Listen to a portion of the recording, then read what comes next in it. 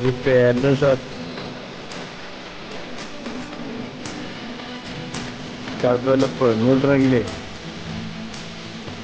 അങ്ങനെ പറക്കുമ്പോ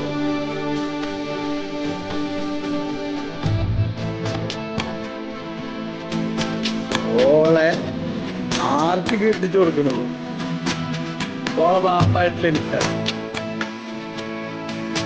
കേട്ടാ അത് തിരിഞ്ഞു പോയിക്കോളെ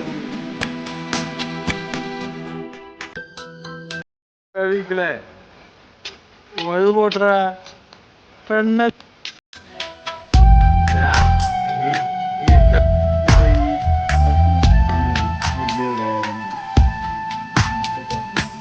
ഷിഫ്റ്റ്